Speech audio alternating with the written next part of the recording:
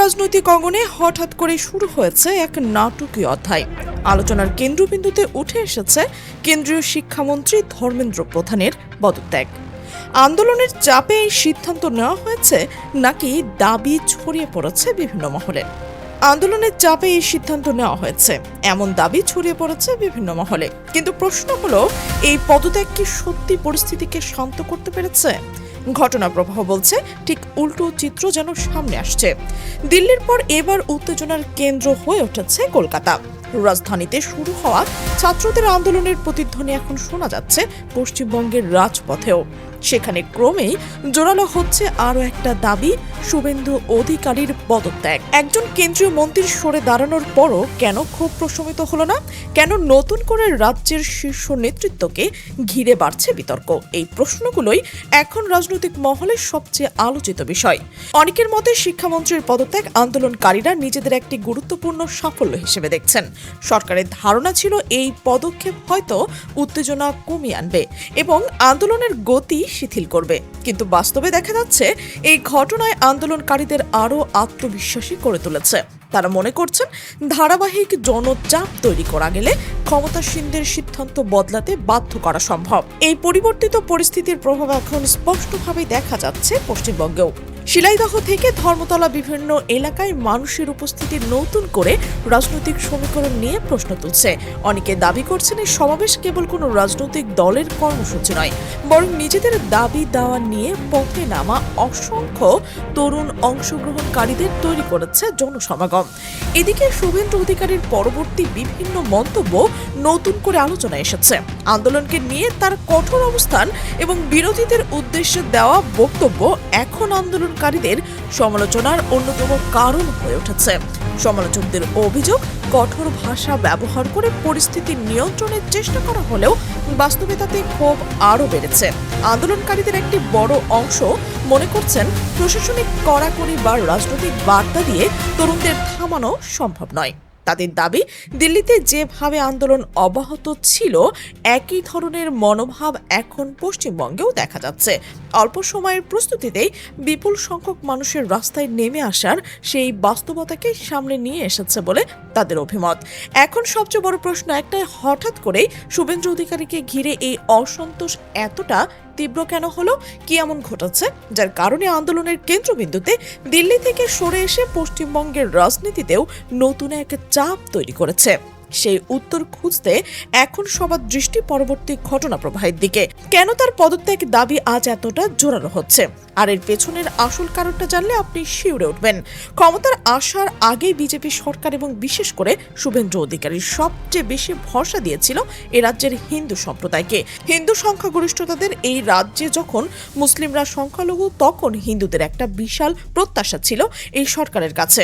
তারা ভেবেছিল দীর্ঘদিনের বঞ্চনার অবসান হবে, তাদের অধিকার সুরক্ষিত হবে, তরুণরা চাকরি পাবে এবং সমাজে একটা সাম্যতা ফিরবে। কিন্তু ক্ষমতায় বসার পর শুভেন্দু অধিকারী ঠিক তার উল্টোটাই করেছে।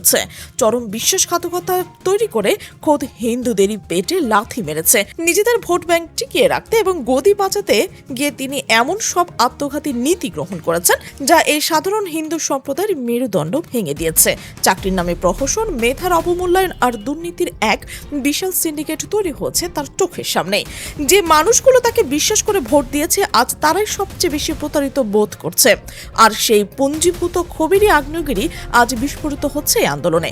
সাধারণ মানুষ আজ খুব ভালোভাবে বুঝে গেছে ধর্মীয় সুরসুরি দিয়ে, ধর্মের দোহাই দিয়ে ক্ষমতায় আসা এই নেতারা আসলে কারো আপন নয়। এই আন্দোলন আজ এক সর্বভারতীয় রূপ নিয়েছে। মধ্যপ্রদেশে আদিবাসী সম্প্রদায় তাদের জল, জঙ্গল আর জমির অধিকার ছিনিয়ে নিতে পথে নেমেছে। পুলিশের ব্যারিকেড সেখানে খড়কুটোর মতো উড়ে যাচ্ছে। মণিপুরে কুকি সম্প্রদায়ের মানুষ ফের গর্জে উঠেছে। রাজ্যটা আবার এক ভয়াবহ অশান্তির দিকে এগোচ্ছে। এমনকি প্রধানমন্ত্রী নরেন্দ্র মোদীর নিজের ঘর যে গুজরাটকে মডেল হিসেবে তুলে ধরা হয়েছে, সেখানেও আজ কৃষকরা বিদ্রোহ ঘোষণা করেছে। এদিকে পাঞ্জাবের কৃষকরা তো সমস্ত বাধা, সমস্ত ব্যারিকেড ভেঙে দিয়ে দিল্লির দিকে ধেয়ে আসছে। কর্পোরেটদের স্বার্থ, দেশের কৃষি বাজারকে বিক্রি করে দেওয়ার যে ষড়যন্ত্র, তার বিরুদ্ধে এই গণঅভ্যুত্থান আজ এক বিশাল আকার ধারণ করেছে। একটু ভেবে দেখুন তো, সরকার 24 সালে লোকসভা নির্বাচনে একক সংখ্যাগরিষ্ঠতা পায়নি, মাত্র 240টি আসনে আটকে গিয়ে আজ নীতিশ কুমার আর চন্দ্রবাবু নাড়ুয়ার মতো দুজন নেতার ক্র্যাচের উপর করে ভর করে খুঁড়িয়ে খুঁড়িয়ে চলতে তাদের এত কিসের অহংকার? সমীক্ষা বলছে দেশের ৮৬% মানুষ এই সরকারের পতন চায়। ৮৬% এই পরিসংখ্যানটা কোনো সাধারণ ব্যাপার নয়। এর মানে হলো গোটা ভারতবর্ষ আজ এক বারুদের স্তূপের ওপর বসে আছে, আর এই ছাত্র জনতার আন্দোলন হলো সেই বারুদের ফেলে দেওয়া জ্বলন্ত দিয়াশালাইয়ের কাঠি। নীতিশ কুমার বা চন্দ্রবাবু নাইডু যদি আজ সমর্থন তুলে নেয়, তবে কালই সরকারের পতন ঘটবে। এত দুর্বল একটা ভিত্তির ওপর দাঁড়িয়েও তাদের ওই স্বৈরাচারী দম্ভ তা সত্যি বিস্ময়কর। আজকের দিনে দাঁড়িয়েও যদি এই শাসক গোষ্ঠী সাধারণ মানুষের চোখের ভাষা বুঝতে না পারে, পুলিশ প্রশাসন বা দলীয় ক্যাডার দিয়ে এই গণ আন্দোলনকে গায়ের জোরে দমানোর চেষ্টা করে চরম মূর্খের স্বর্গে বাস করছে। শিক্ষামন্ত্রী ধর্মেন্দ্র প্রধানের পদত্যাগ তো সবে শুরু, এটা তো ট্রেইলার মাত্র ছিল। সিনেমার এখন আসল দৃশ্য এখনো বাকি রয়েছে। জনতার বাঁধ ভাঙা স্রোত যখন রাজপ্রাসাদের দিকে ধেয়ে আসবে, তখন ওই ক্র্যাচের উপর ভর করে থাকা সরকারের তাসের ঘরের মতো ভেঙে পড়বে। আজকে যারা রাস্তায় নেমেছে তারা কোনো নির্দিষ্ট রাজনৈতিক দলের কোনো গোলাম নয়, তারা দেশের বর্তমান এবং ভবিষ্যৎ মেধা যোগ্যতায় বেঁচে থাকার ন্যূনতম অধিকারের দাবি আদায়ে এই লড়াইয়ে নেমেছে। গোটা দেশের মানুষের লড়াই পরিণত হয়েছে। শুভেন্দু অধিকারী বা নরেন্দ্র মোদী কেউই আজ তার নিরাপদ নন। ক্ষমতার অহংকার আজ তাদের এমন এক খাদের কিনারায় দাঁড় করিয়ে দিয়েছে, যেখানে নিচে তাকালে শুধু এক অন্তহীন অন্ধকার। কলকাতার রাজপথ আজ যে হুঙ্কার দিচ্ছে, তা আগামী দিনের এক ভয়ঙ্কর রাজনৈতিক ঝড়ে স্পষ্ট পূর্বাভাস দিচ্ছে।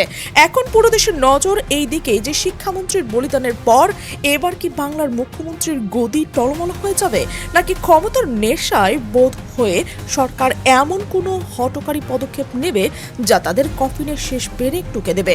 সময়ের সাথে সাথে দেশের রাজনীতির এই চাঞ্চল্যকর পট পরিবর্তনের প্রতিটি নিখুঁত এবং নির্ভুল বিশ্লেষণ পেতে এবং খবরের পেছনের আসল খবর জানতে ডিএলপি ভয়েস চ্যানেলটি সাবস্ক্রাইব করুন এবং পাশে থাকা বেল আইকনটি ক্লিক করুন।